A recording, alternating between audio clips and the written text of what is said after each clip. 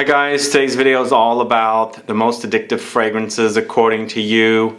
This is a follow-up to the most polarizing fragrances according to you. If you haven't caught that video, please go catch it. But basically, I'm going through comments and searching for specific words in my search system within YouTube and finding out fragrances that you like, you hate, and so forth. And I'm doing videos with that kind of research. So as I said, today it's all about the most addictive fragrances according to you and what I think about them, coming right up.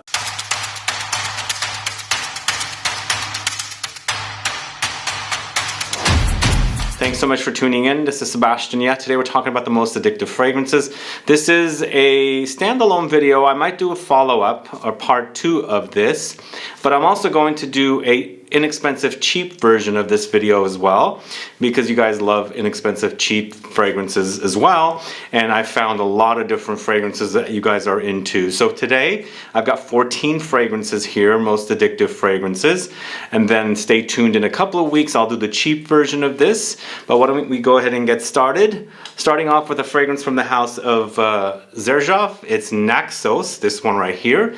Very addictive fragrance. I can see the reason this is popular, not only as a great alternative to the now discontinued Mugler fragrance Pure Havane, but kind of going into a warm amber fougere direction with tobacco kind of a fragrance. So bergamot, lemon, lavender, cinnamon, honey, cashmere, tobacco leaf, tonka beans. So lavender for top or heart notes, and then you've got tonka in the base notes. So creates for the fougere-like experience, and you got a lot of warm notes and amber notes and honeyed notes in here, and some spices as well. Definitely very addictive. I really do enjoy it. NAXOS is from the house of XERJOFF. Are you addicted to that one? Next, go into the house of NISHANE. It's HACIVAT. I should say HACIVAT. It's actually HACIVAT. I grew up with Turkish grandparents, so I think that's how you say it in Turkish. So HACIVAT is kind of like your very intense and screechy, woody take on something like Aventus. I don't find them very similar. I kind of find them to be distant relatives, and to me, it's also a very fruity fragrance, but not necessarily like fun and playful fruity. I think it's very masculine personally. Lots of pineapple here with Oakmoss, grapefruit, bergamot, woods, cedar, patchouli, and jasmine. Definitely has some zing and bitterness in here as well. The grapefruit kind of accentuates and creates that, but very screechy woods, hard, in your face, really, really intense. Kind of a fruity chypre. So it's HACIVAT from the house of NISHANE. Definitely, I can see it being addictive. This next one is a feminine targeted release, going to the house of Parfums de MALLE. It's DELINA, this one right here. So DELINA is very, very popular. I can see its popularity. It's a fun, playful fragrance for me. I find it to be very playful, very kind of girlish. It's a fruity floral fragrance created by Quinton Biche, featuring loads of Turkish rose with lychee fruit. There's rhubarb here, vanilla, musk, but there's also an underlying creaminess. And when I kind of pick up that creaminess under here with this fragrance, it kind of takes me to the Menthol Intense Cafe direction, kind of a milky creaminess there. But for me, it's very fruity, it's very floral with the rose, and it's a fun, playful fragrance, and I can see its popularity. As I've mentioned in the past, I kind of do some gigs at Neiman Marcus for specific brands, and a lot of ladies come in and ask for DELINA. It's very, very popular. So Parfums de MALLE, DELINA is the third fragrance I'm talking about, and I just spoke about this over the weekend in the fragrance video I did on Saturday called Room Fillers. This is from the house of Maison Francis KURKDJIAN. It's BR 540 or BACCARAT Rouge 540 extract or extrait version, but also the original version was mentioned probably more than the extrait version when I was doing my research, but I can see it being very, very addictive.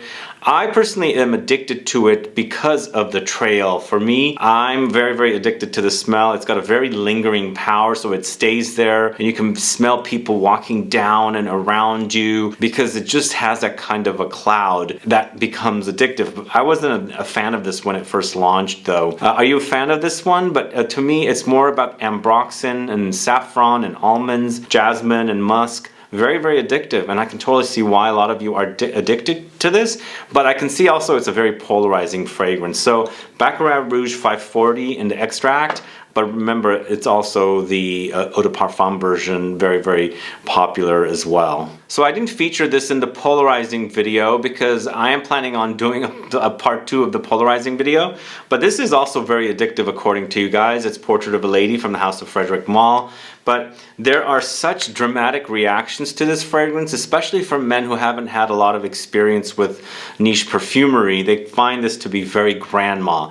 I get grandma fragrances all the time with this one. I don't understand why. But for me, it's very addictive, and I can see why you guys are addicted to it as well. It's rose, patchouli, incense, cloves, raspberry, sandalwood. For me, it's an amber sheeper fragrance or a rose sheeper fragrance. Definitely has an ambery dry down, but very rosy, and loads of patchouli and smokiness from the incense note. It's Portrait of a Lady. That's the 5th fragrance I'm talking about. Now this next fragrance is also very addictive according to you. I don't know why this would be very addictive. I don't really care for it too much, although as I was saying in the polarizing video, I'm kind of up in the air with this one. I sometimes like it, but most of the time I don't like it. I'm speaking about the fragrance Santal 33 from the house of LABO.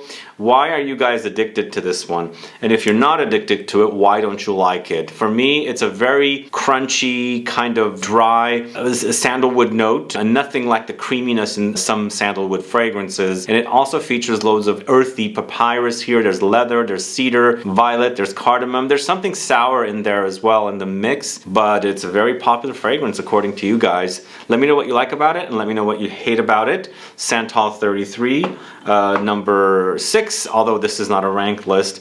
Moving on to the house of Guerlain, this is Spiritueuse Double Vanille. I just posted about this on Friday as a scent of the day, and I am addicted to the smell. I just wish it was a little beefier, more intense, but for me it does the job once in a while when I'm craving that kind of boozy, cooking vanilla kind of a fragrance. That's the kind of fragrance sometimes I like. I used to cook with vanilla, bake with it, took a lot of cooking classes, and I was doing cooking all the time. So I like the smell of vanilla and baking items and dough and things like that. And this totally reminds me of it, and I can see why it's addicting, because it's got that booziness, but it's that delicious vanilla, you know? So it's vanilla, benzoin, there's pink pepper, there's cedar, jasmine, and incense. For me, the incense is light, the spices are light, the floral touches are there, and of course the benzoin, it's that resin that is really, really delicious, sort of vanillic. So we've got this kind of like double whammy of this sweetness, that vanillic touch that comes in with Spiritueuse Double Vanille. I love this fragrance. This is Spiritueuse Double Vanille, a very addictive fragrance. I guess you guys really like it, but if you are a hater of it, let me know. Put a comment down why you hate that one. So moving on to the house of Marc-Antoine Barrois, this is Ganymede, this one right here.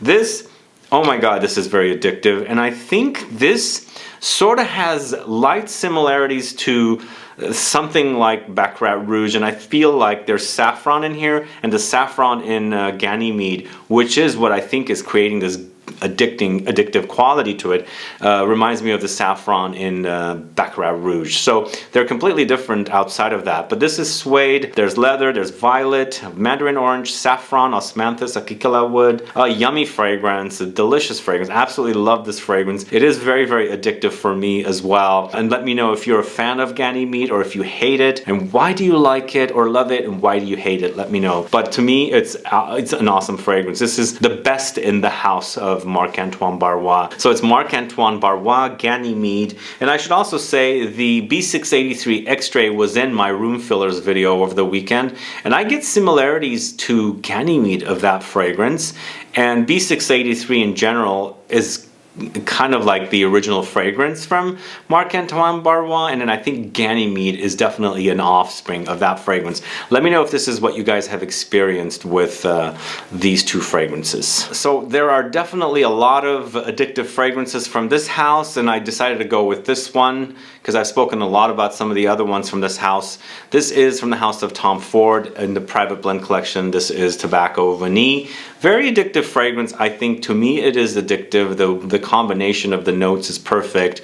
It's lots of vanilla and lots of tobacco. And for me, one of the most addictive notes is vanilla next to patchouli. I'm addicted to the way it smells, so I find them to be addictive. And why are you guys addicted to tobacco vanille? Let me know. And also, if you hate it, you don't like it, let me know why you don't like it. But lots of tobacco leaf here. But they mentioned tobacco leaf. I get ashy tobacco, so I'm assuming there's definitely, like, you know, burned tobacco kind of note in here as well. There's tobacco flower, vanilla, cocoa, ginger, dried fruits, sweet wood sap, and rich spices. Definitely get a kind of a clovey, cinnamony, holiday spices vibe with tobacco vanille. So it makes it very, very addictive to me, and most likely to you guys as well. Tobacco vanille is the 9th fragrance I'm talking about.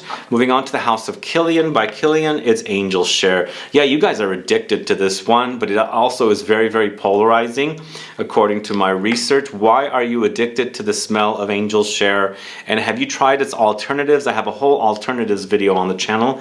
Go catch it. Yeah, it's an addicting smell. It's that kind of boozy, gourmand quality of this particular fragrance. I can see why it's addictive, and I can see why there's a lot of fans of this. The only thing I don't get is a lot of you say it's really beastly on you. I don't find Kilian fragrances to be beastly. I don't know why. They are thin experiences for me. So if you guys find this beastly, have you tried any of the fragrances in my room fillers or beast mode or intense fragrances videos? And what do you consider those to be if you're comparing them to fragrances from Kilian? Let me know. Put a comment down, I can find out, because I find Kilian fragrances to be thin, and some of the other fragrances that I recommend as beast mode or more intense fragrances to be really, really intense. So I'm trying to find out what you guys think. But I can see that the fact that this is addictive, but also the fragrances like Wajan and Ambre Narguilé, the ones that came before this that kind of remind me of those fragrances, are also very, very addictive. So I can understand that it has these kind of gourmand qualities to make them addictive fragrances.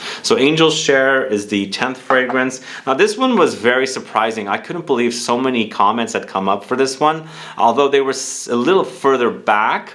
But many people love this fragrance. I don't understand. I like it. It's not one of my all-time favorites. This is from the House of Lancôme. It's Oud Bouquet. Are you addicted to this smell? This is kind of a gourmand oud fragrance with rose, so amber, woody, floral kind of a thing here, with lots of oud, of course. It's definitely very oudy, but also very, very like rose and chocolate creaminess come in. I think it's the praline note that's in here, with vanilla, gaiac wood, and kopahu balm. So you've got this kind of balsamic touch, ambery touch, but in the end, very, very oudy, rosy, and of course chocolatey kind of creamy caramel-like quality there.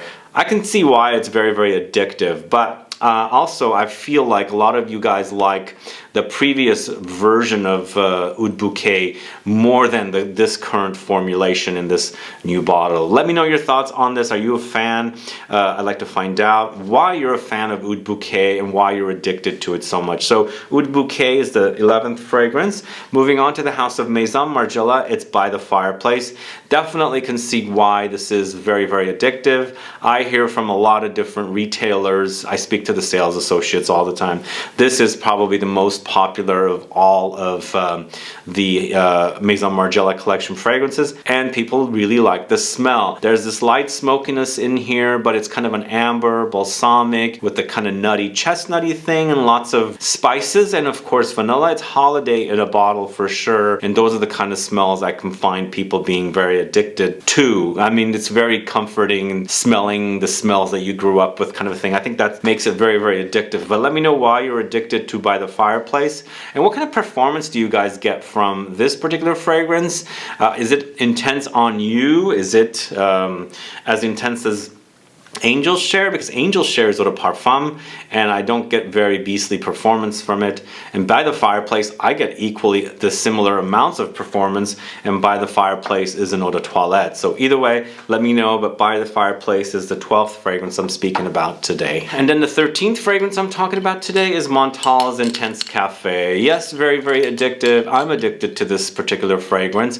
Although lately I haven't been speaking a lot about it. I've kind of graduated towards the Ristretto version, because it definitely has more coffee. Here a lot of people complain that there's no coffee, which I complain about it too. There's definitely a coffee-like quality, but it's more about less coffee. Maybe it's a decaf coffee or something, but it's a rose latte experience here with rose, vanilla, coffee, musk, floral notes, and amber. Very addictive smell. I have turned this one on to so many ladies. So many ladies want this fragrance after they smell it on me, and they're very, very happy customers because it's a great, great smell. And as I was saying, there's that creaminess in DELINA that reminds me of the creaminess here, and for some reason I get that in DELINA once I get past the rose and the fruitiness. But either way, Menthol Intense Cafe, very addictive fragrance to you guys.